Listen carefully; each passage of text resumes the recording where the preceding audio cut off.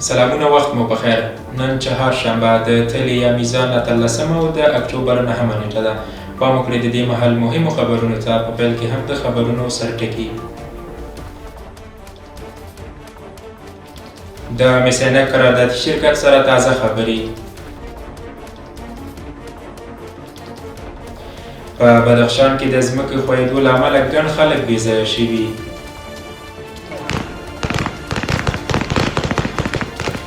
او په خیبر پښتونخوا کې د پښتنو پر قومي جرګې د پاکستاني پولیسو په برید کې ګډون کوونکو ته مرګ ژوبله اوښتې ده. نو آخري خبره یې راوه چې دا تقریبا چې زنګدم په حالاتو کې ورته وویل چې مو وینئ توی شوي وي. ټولو ملګریو ته دا خبره وکړه چې مستوه تقریبا چې میدان پرې نه وي، دا پښتنو میدان دی.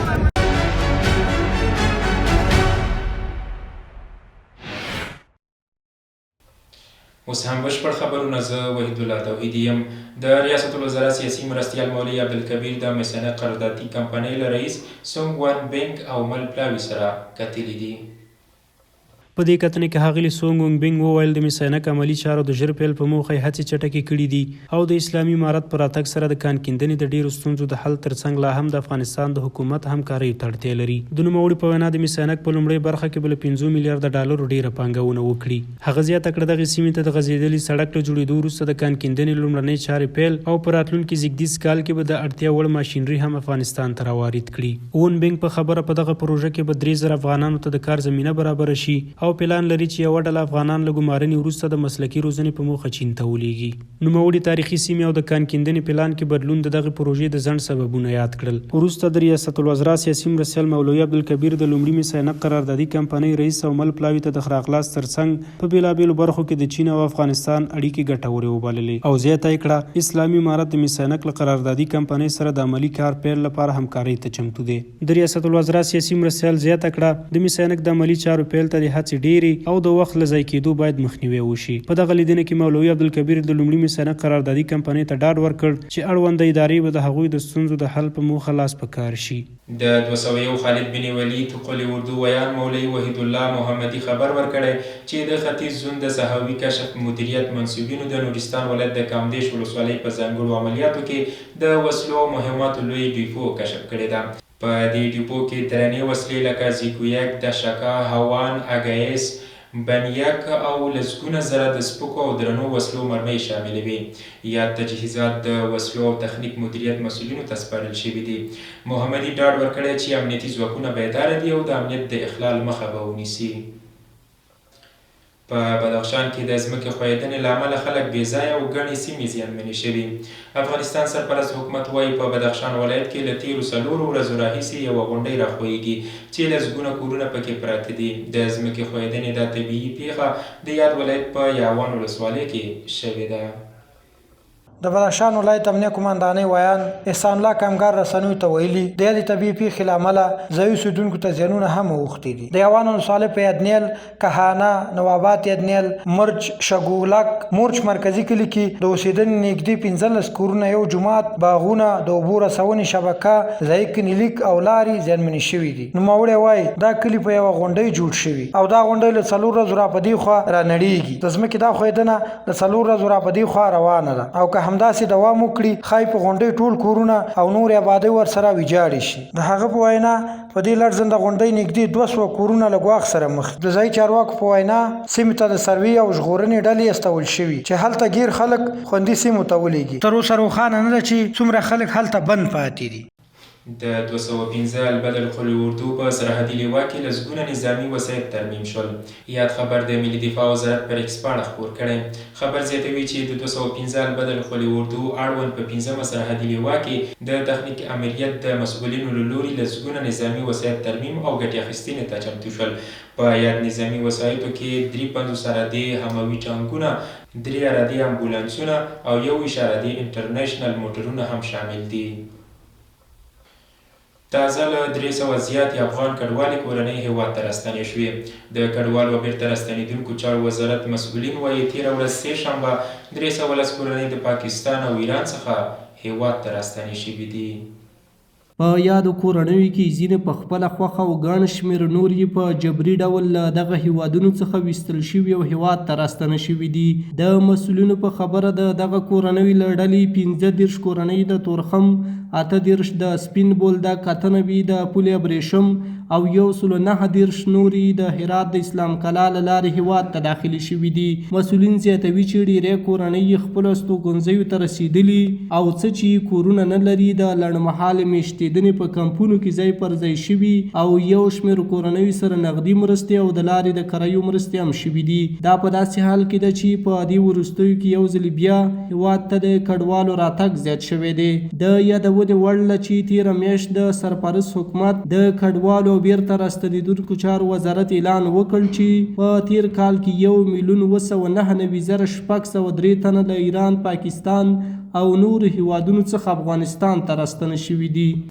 عامې روغتیا وزارت له مرسوس نړیوال پانګونې شرکت وغوښتل ترڅو د هیواد په روغتیایي برخه کې پانګونه وکړي. د عامې روغتیا وزارت د روغتیایي خدمتونو وړاندې کولو مرستیال ښاغلی مولوي عبدالولي حقاني په خپل کاري دفتر کې د مرسوس نړیوالې پانګونې شرکت له مرستیال واسفي اګډینز او مل پلاوي سره د افغانستان په روغتیایي برخه کې د پانګونې په موخه لیدنه ترسره کړه. دغه خبر یاد وزارت پر خپل ایکس پاڼه خپور کړي. خبر زیاتوي په دې ناسته کې د مرسوس نړیوال پانګونې شرکت پلاوي په افغانستان کې د پانګونې لپاره د مناسب چاپیریال برابرولو او د روغتیا په برخه کې د هغو برخو مشخص کولو غوښتونکی شو چې د افغانستان اوسیدونکي ورته زیاته اړتیا لري څو یاد شرکت وکولی شي د مشخصو شویو برخو له مخې په افغانستان کې پانګونه وکړي. د عامې روغتیا وزارت د روغتیایي خدمتونو وړاندې کولو مرستیال ښاغلي مولوي عبدالولي حقاني د دغه شرکت څخه په افغانستان کې د پانګونې په موخه مننه وکړه او ډاډ یې ورکړ چې د عامې روغتیا وزارت رهبري په دې برخه کې بشپړې همکارۍ ته ژمنه ده.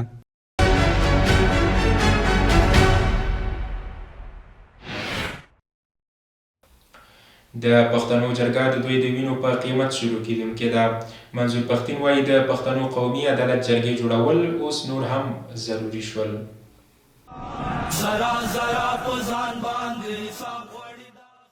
د پاکستان امنیتي ځواکونو ټول نړیوال او پښتني اصول له پښو لاندې کړل. پنجابي ملیشو په وزیرستان کې د پښتنو د قومي عدالت جرګې پر کاروان برید کړی او 3 تنه یې وژلي. دویم برید بیا د خیبر پښتونخوا جمرود کې د جرګې پر ځای شوی چې 1 تن یې وژلی او 15 نور یې ټپیان کړي دي. د ټپیانو په ډله کې د 2 حالت نازک ښودل شوی دی.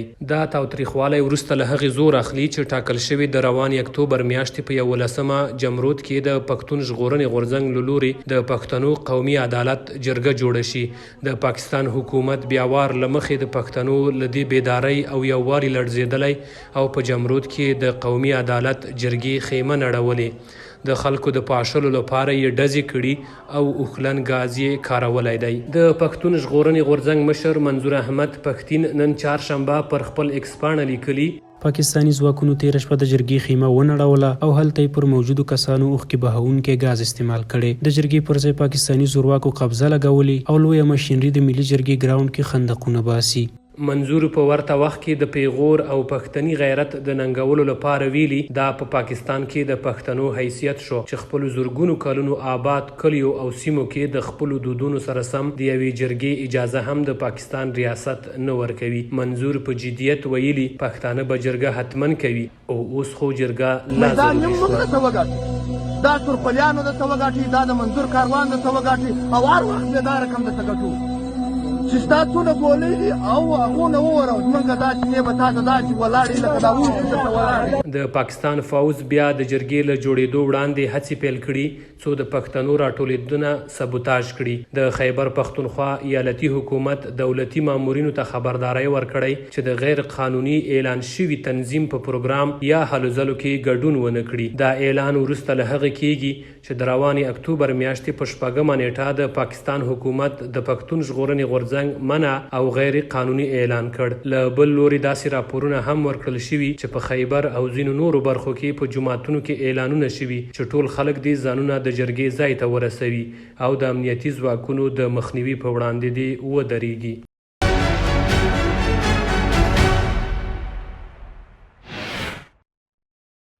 او وروستی خبر مو دا چې بغلان کې لسګونه لوبغاړو ترمنځ د جدو ټاکنیزې سیالۍ پیل شوې.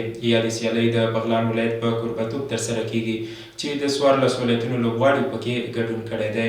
د جدو فدراسیون د مسؤلینو په خبره دغه سیالیو کې 200 لوبغاړو ګډون کړی او 15 ورځې به دوام وکړي. د سیالیو موخه د جدو ملي لوبډلې لپاره د لوبغاړو غوره کول ښودل شوي دي. د یادونې وړ ده چې تر دې وړاندې هم د جدو ملي لوبډلې لپاره په یو شمېر نورو ولایتونو کې د غوراوي سیالۍ ترسره شوي دي. د موج نیوز درنو کتونکو دا و د دې مهال مهم او وروستي خبرونه. تر بیا ښه وخت ولرئ.